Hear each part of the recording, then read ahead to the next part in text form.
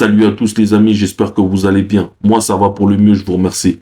Aujourd'hui on va parler d'une annonce qui dépasse largement le cadre d'un simple changement d'entraîneur. Roberto De Zerbi et l'Olympique de Marseille, c'est terminé.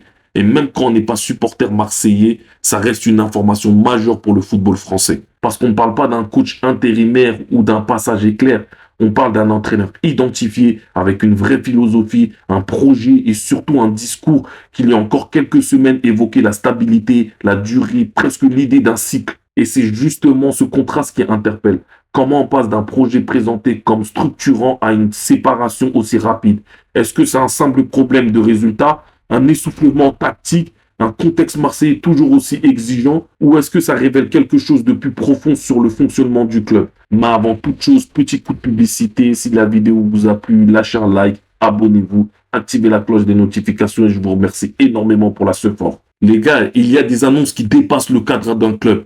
Et le départ de Roberto De Zerbi de l'Olympique de Marseille en fait clairement partie. Même quand on n'est pas supporter marseillais, encore une fois, on ne peut pas ignorer ce que ça représente. Parce que De Zerbi, ce n'était pas un coach lambda qui passait par là. C'était un nom fort, un entraîneur identifié, un technicien avec une vraie philosophie. Et surtout, c'était un projet qu'on nous présentait comme durable. Et il y a encore très peu de temps, le discours officiel parlait de stabilité. On évoquait presque l'idée d'un cycle, d'une construction dans la continuité et finalement tout s'est accéléré. Et c'est ça qui est intéressant. Pas seulement le départ en lui-même, mais ce qu'il raconte du football moderne et peut-être encore plus du fonctionnement marseillais. Parce que si on prend un peu de recul, la saison de l'Olympique de Marseille sous Roberto De Zerbi est paradoxale. Il y a de très bonnes choses, des matchs forts, une capacité offensive évidente, une deuxième place la saison passée qui n'a rien d'anodin, des performances européennes solides par moments, des victoires références et en même temps une irrégularité troublante. Une équipe capable de battre des adversaires de haut niveau, puis de complètement se désorganiser la semaine suivante. Une formation capable d'imposer son jeu collectivement, puis de perdre ses repères sur un simple changement tactique. C'est peut-être là que le débat commence vraiment. De Zerbi, c'est un entraîneur avec beaucoup d'idées. Il aime modifier les structures, ajuster les positions, surprendre. Sur le papier, c'est séduisant. Dans les faits, ça demande du temps, de la stabilité, des automatismes. Or, cette saison, on a vu beaucoup de variations, des schémas différents, des joueurs déplacés, des compositions parfois inattendues. Et dans un environnement comme Marseille, chaque changement devient un sujet. Le problème n'est pas forcément l'innovation. Le problème, c'est la constance.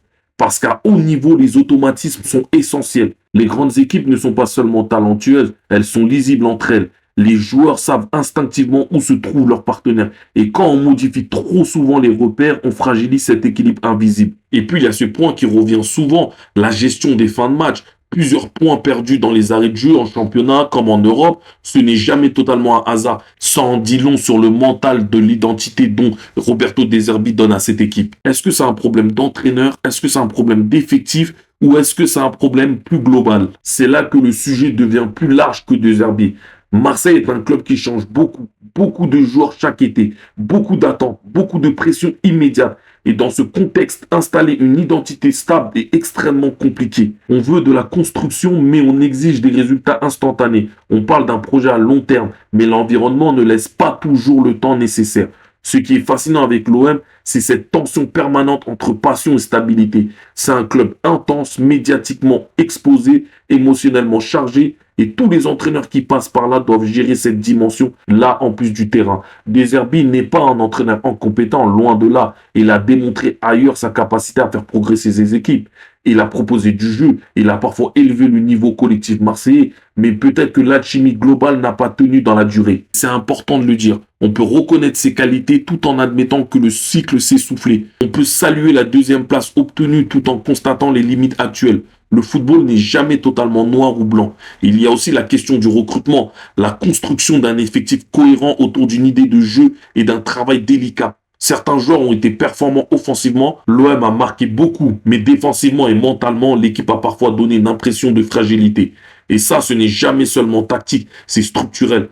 Changer d'entraîneur est souvent la décision la plus visible, la plus rapide, la plus symbolique, mais ce n'est pas toujours la solution la plus profonde. La vraie interrogation aujourd'hui, ce n'est pas seulement qui va remplacer De Zerbi, c'est plutôt quel projet Marseille veut-il vraiment? Un projet basé sur la stabilité, sur un coach formateur, sur une continuité tactique, sur une gestion plus sobre de l'environnement, parce que le prochain entraîneur arrivera dans un contexte déjà chargé. Il héritera d'un effectif capable du meilleur comme du moins bon, d'un club ambitieux, d'un public exigeant et d'une direction qui devra prouver que ce nouveau choix s'inscrit dans une vision claire. Ce départ est donc plus qu'un simple changement sur un banc, il interroge le modèle marseillais actuel.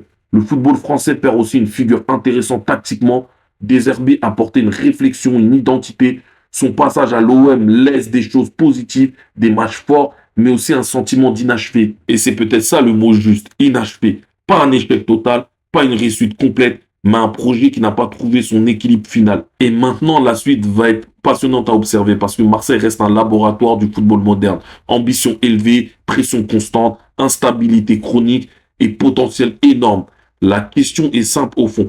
Est-ce que ce changement marque enfin le début d'une vraie continuité ou est-ce qu'on assistera encore à un nouveau cycle court? En tant que passionné de football, c'est ça qui m'intéresse. Au-delà du bruit, de la réaction à chaud, parce que l'OM, quand il est structuré et cohérent, élève tout le championnat. Et le football français a besoin d'un Marseille fort, pas seulement spectaculaire, mais fort dans la durée. Maintenant, j'ai envie d'avoir votre avis. Est-ce que selon vous, le problème était principalement Deserbi ou est-ce que le souci est plus profond que ça? Dites-moi en commentaire qui vous verriez sur le banc et surtout, quel type de projet vous aimeriez voir à Marseille. On va suivre ça de très près et comme toujours, on en reparle très vite. Peace!